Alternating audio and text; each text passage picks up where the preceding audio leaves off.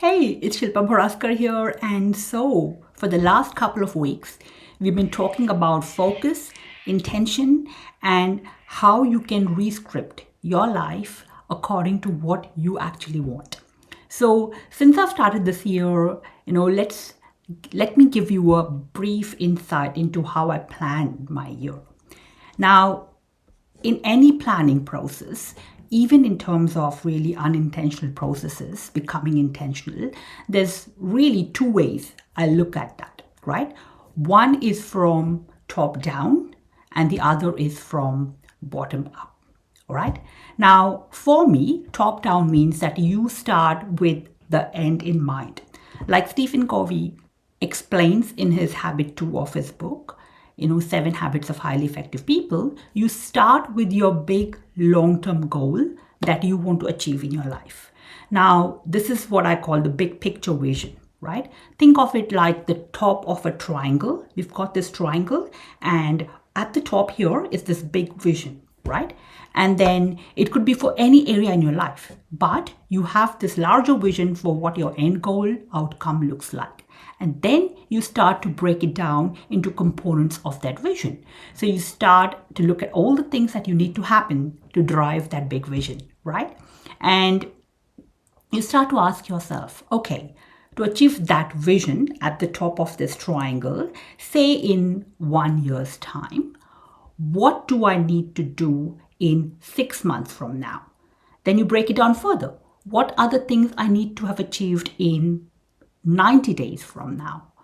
What other things I need to have put in place 30 days from now? Then you break it down further, 7 days from now, 1 day from now.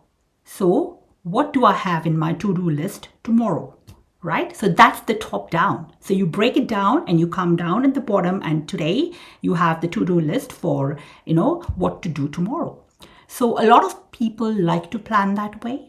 Now, there's another section of people who are more bottom up. So I've got this book from, James Clear. It's called Atomic Habits.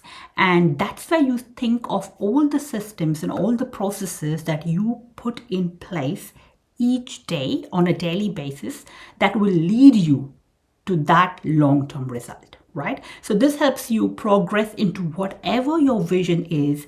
And you know what? I'm actually a fan of both types of planning processes. And I think, most of it is about balance. And I have to say, a lot of my success in the last 20 years has come from my ability to look and implement both types of approaches, from the top down to the bottom up in every aspect of my life. So, we've been talking about focus and intention. So when I come into the start of the year, I would first try and go top down into the planning process. I like to plan what my life is going to look by the end of that year, right? So I start off this big picture vision and I look in every area of my life, right? So people focus on just one area. It is important to actually have a balance and look at the vision that you have for every area, like health, your relationships, money, work. So you have a balance. And each of these areas are important in each one's of life. We have so many roles to play in our life, and it's crucial for a happy, balanced life to have all these roles being fulfilled. And that makes you happy, and that's what you want. So I want to look at life in all those areas, and then I split that down. So say in my personal health, right? There's mental health, there's physical health, there's spiritual health. So all these aspects come into picture. In relationships, it will be the relationship with my partner, with my son, with my friends, with my community, with my parents. All these are your relationship. In money, there's wealth, there's investments, your assets, your income, how you're managing your money. And then in work, there's your profession, your business, your practice. You could be teaching, you could be mentoring. So I like to look into all these areas of my life, and I pick 5 or 6 areas that I define very well. They can vary year to year, but I look at each of these areas and I create a vision for each area. And then I'll create a vision and I do a little bit of review in each area, because I think the value of this process is in the debrief. So I look back and I look at what did I do in the previous year? Where am I right now? what's worked for me in the past, in the last year, what do I need to do differently this year, what didn't work, what do I want more of, and so on. So I'll create a vision for each of these areas I've defined. Doesn't have to be very huge. It could be just 1 or 2 sentences that you write down. But I'll take a few days doing this. So I'll take several days at the start of the year. Basically, this is the time I'll do it, right? And I'll define my vision. And then from that vision, I'll start to create goals or things I need to be striving for. And I'll sort of narrow it down to a few big ones. And that's my top to down process, right? So I'll give you an example. For example, taking 2 months off our calendar biannually to visit India was one of the top goals we decided to strive for. So this was a mutual goal, Atul and I. That was the first time we did that was 2012, when my son went into big school, when year 1, right? So it ticked a couple of areas in my life. Basically, it ticked 2 main areas: health and well-being, and my relationships. So in my health and well-being, those 2 months gave me, I could recharge myself. I could rejuvenate myself physically, mentally before I start the new year. In my relationships, it fostered that connection, that bonding with my own self-identity and with my partner and my son, because we traveled together for those weeks. We explored, we experienced India while tracing our own roots and our own identity. And also my need to support and spend quality time with my parents, with Atul's parents, and to connect Smith with his grandparents and great-grandparents. So as he grew up, right? And to do that, we had to break it down into mini goals for 90, 60, 30 days, and then weekly and daily goals. And, in doing so, Atul and I rescripted our life and business to enable us to do that. So that's how it starts percolating down. It changed our entire focus of how we want to run the business. So that's how I run my academy business. So the technology Atul created for that, the team members I chose, the patients I work with today, all that, has been a part of that. The technology we built enabled us to run my academy on autopilot so that my trainings continued to work when we were not working. We built systems, we built teams that worked around the clock even while we slept. My practice got online so I could support my patients no matter where they are in any part of the world. So I could work from anywhere in the world, right? But I also like to go bottom up.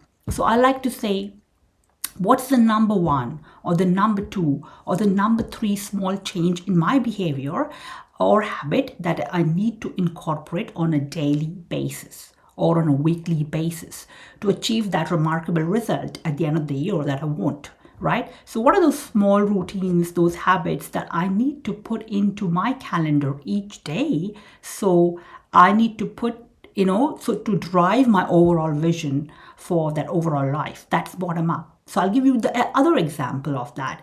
Just like, we had the top down when we created the vision to spend those 2 months in India. The bottom up example I could give is, my intermittent fasting routine. Now, as I mentioned, I've done a lot of research on this, and one of the books that really influenced me was The Complete Guide to Fasting by Dr. Jason Fung.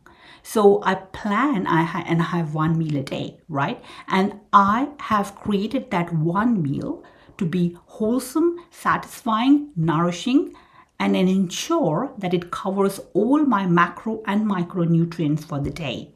So this is just one of my daily systems I've put in place within my day around food and nutrition. So I don't have to now think that what I have to put in my mouth, what do I cook, what do I eat. This one habit drives my long-term vision of good health, well-being, so I can live life to the fullest, resisting stress, illness, without dependence on any long-term medication. And so I continue to impact my community, my people, and fulfill my potential as an individual. Does it make sense? So that's the way you look at things. And so for the next 3 weeks, what I'm going to do is I'm going to talk about my top 3 habits that I think are the keystone practices or habits that I practice on a daily basis that have built my life, fueled my success powerfully so far. But right now, I invite you. And I want you to come up with your key areas and, some vision for each. what is your life going to look like in the coming year, in the coming 5 years, in the coming 25 years? Just depends on where you are in your life. Create that vision, use that vision to drive that entire year and your entire life.